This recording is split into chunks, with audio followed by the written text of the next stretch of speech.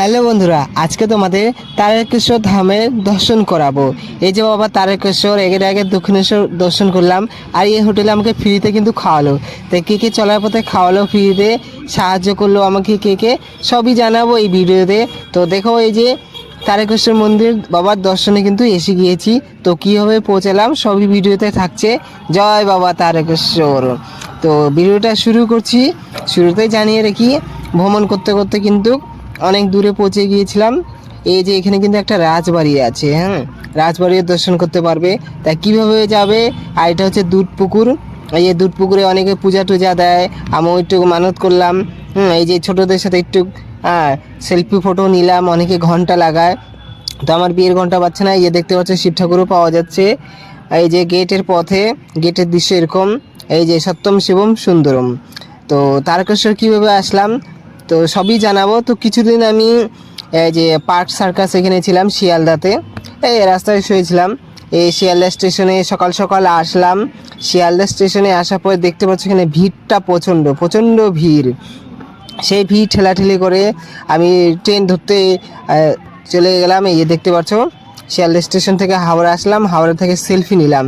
এই যে হাওড়া, আবার হাওড়া থেকে আবার আমি এখন তারকেশ্বরে যে লোকাল থেকে হাওড়া বোর্ড দেখলাম। বোর্ড দেখার পরে এখানে বোর্ডের মধ্যে নাম্বার উঠে, আর তারপরে এখানে প্ল্যাটফর্ম দেখে ট্রেনগুলো ধরতে হয়। যে হাওড়া তারকেশ্বর লোকাল, তারপরে হাওড়া তারকেশ্বর লোকাল 11:36-এ তারপরে সেখানে পৌঁছালাম নির্দিষ্ট সময়। তো পৌঁছানোর পরে স্টেশন থেকে যে বিকলাং শ্রেণী ট্রেন আলাদা মানে জায়গা থামে, তো সেখান থেকে বের হওয়ার পরে এখান থেকে আমার যাত্রা শুরু হলো সাহায্যের পথ। তো এখানে যতগুলো দোকান পেলাম সব জায়গার থেকে একটু ব্লগিং করলাম আর সাহায্য তুললাম আর কি, মাকে খাওয়াতে হবে। জয় বাবা তারকেশ্বর। তারপরে এই যে পথে রওনা দিলাম মন্দির দর্শনের উদ্দেশ্যে। প্রথমবার যাচ্ছি, জানি না কোথায় কি আছে। এই যে গেটে এন্ট্রি পথে একটু সেলফি নিলাম। তারপর চলতে যেতে যাকে দেখলাম, দাদা একটু সাহায্য করেন। তারপরে চলতে চলতে এই যে মন্দির বাবা ধামে দর্শন করতে হবে, যেমন করে হোক, পা চলুক না চলুক মনটা কিন্তু চলছে। তারপরে যে একটা পার্ক দেখতে পেলাম, দেখতে পাচ্ছ চলার পাশে, হ্যাঁ, পাশে একটা পুকুরের মতন আছে। আর আশেপাশে প্রচুর দোকান পাবে, এখানে পূজার সামগ্রী কিন্তু পাওয়া যায়, পূজার সামগ্রী পেয়ে যাবে। তো আমি বিনা পয়সায় ঘুরছি 2-3 বছর ধরে, কোনো টাকা পয়সা লাগছে না, সবাই খাওয়া দাওয়া সহযোগিতা করছে। এই দেখতে পাচ্ছ মন্দিরগুলি এত সুন্দরভাবে দর্শন করছি। মানুষের হাজার হাজার টাকা খরচা করে, আর আমি ভ্রমণ করতে গিয়ে উল্টে টাকা জমা করি। বাহ, আমার মতন কে কে হবে? তো দেখতে পাচ্ছ এই যে একটা রাজবাড়ি প্রসাদ। আসলে আগেকার দিনে রাজা প্রজারাই আর কি মন্দির পূজা অর্চনা করতো, সেই থেকে আর কি দেবদেবীর দেখতে পাচ্ছ। এই যে চলার পথে দুধ পুকুরের কাছাকাছি এসে গেলাম। আর দুধ পুকুরের আশেপাশে অনেক ঢাক ঢোল পাওয়া যাচ্ছে, বিক্রি হচ্ছে। আমি তো আর বাচ্চা না যে লাইনে ডুগডুগি বাজাবো। এই দেখতে পাচ্ছ দুধ পুকুর। দুধ পুকুরে অনেক মানত করে, জানি না আমি কি মানত করবো। ভগবানের কাছে প্রার্থনা করে আমার মা ভালো থাকুক, পাগলাচণ্ডী। তো এই যে দেখতে পাচ্ছ দুধ পুকুরের কাছে এসে গেলাম। এখানে দেখছি অনেকের বিয়ে হচ্ছে। ভগবান, আমার কবে বিয়ে হবে? তো জয় বাবা তারকেশ্বর। এখানে অনেক মানত টানত করলাম, জানি না কবে ফলবে। ভগবান যখন দিবে তো ছাপ্পার ফারকে দেগা, अब जो नहीं देगा तो भिखारी बना के छोड़ेगा, जैसा मैं हूँ। তো এই যে ভগবানের কাছে এই যে মন্দিরে জল টল দিলাম। আমার মতন ভাগ্যশালী কি আছে? কত মন্দির দর্শন করলাম বিনা পয়সায়। এই যে এখানে দেখতে পাচ্ছ ছোট ছোট শিব ঠাকুর, এদের সাথে একটু সেলফি তুললাম। এই প্রতিবন্ধী গাড়িটা দেখে ভাবলাম আমার গাড়িটি যদি এরকম ইলেকট্রনিক বানাতাম ছাদ টাদ দিয়ে, তখন সময় মতো আমি এরকম একটা গাড়ি পেয়েছিলাম, কিন্তু চালাতাম না, ফেলে রেখে দিয়েছিলাম। হাত ব্যথা করে। তার পরবর্তীতে 2 বছর পরে টাকা জমা করে ইলেকট্রনিক বানিয়েছি, যেটা নাকি এখন চালাচ্ছি। তাই 2 বছর আগেকার ভিডিও। এই দেখতে পাচ্ছ জয় বাবা তারকেশ্বর মন্দিরটা। ভিতরে এখন ঢুকবো আর কি। বাইরে একটা শিব ঠাকুরের দর্শন দেখা যাচ্ছে। এখানে বসে থাকলে অনেক টাকা পাওয়া যায়, কিন্তু অনেকে তাড়িয়ে দেয়। এই শরীর আর সম্পত্তি একটা দেখতে পাচ্ছ বাণী। এই তখন 5:18 বাজে, রাত্রি হয়ে গেছে। এখন আমার ফেরার পালা, চলে যাব আর কি, হ্যাঁ, যেখানে কি ঘুমায়। তারপর 10টার দিকে আসলাম সেই স্টেশনে। পরের দিন আবার দেখতে পাচ্ছ এই রেল স্টেশন। এই যে কত মন্দির দর্শন করছি, কোথায় কোথায় দর্শন করছি অজানা, মনে থাকে না অত। এই যে আর একটা দর্শন করলাম। এই দেখতে পাচ্ছ এখানে একটা মন্দির, এখানে মন্দিরের অভাব নেই, মানে কলকাতা গেলে কত মন্দির আশেপাশে। এই দেখতে পাচ্ছ একটা মন্দির দর্শন করলাম। আর এটাও কিন্তু সেইখানকারই। এই দেখতে পাচ্ছ এখানে সেলফি নেব। রাজা রাজা কি জানি গেটটার নাম ছিল, রাজা মহারাজা অনেক ছিল সেখানে।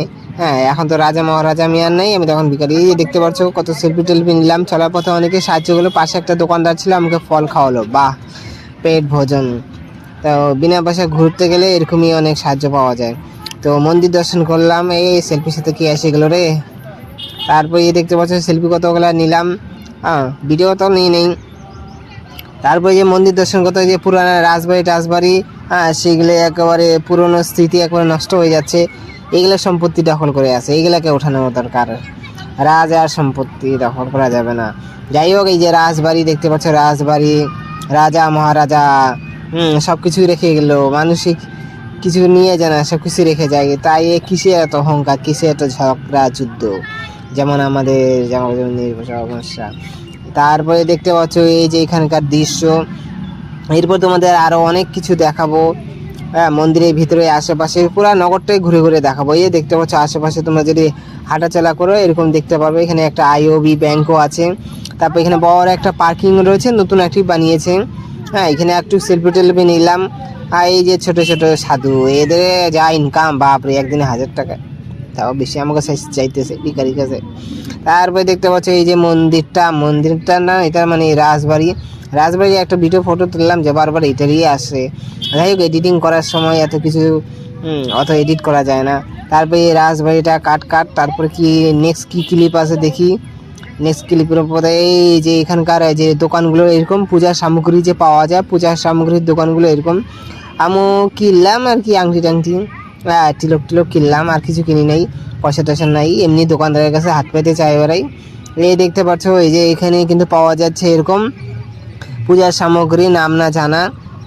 হিন্দু মানুষেও কিন্তু পূজার সামগ্রীর নাম একটু কমই জানি।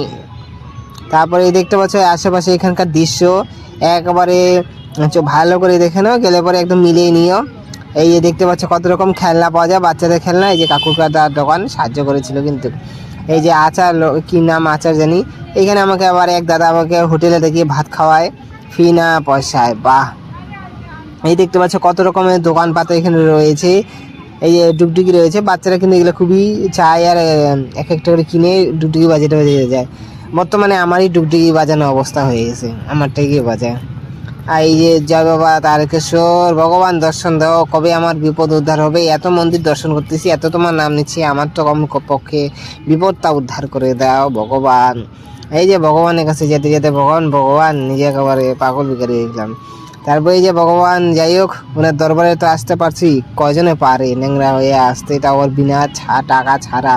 যাই হোক ভগবানের অসীম কৃপা পাইলাম যে ওনার দর্শন করলাম। এই যে শিব ঠাকুর হার হার মহাদেব। তারপরে এই যে কি জানি খাওয়াইলো আবার লুচি পুরি।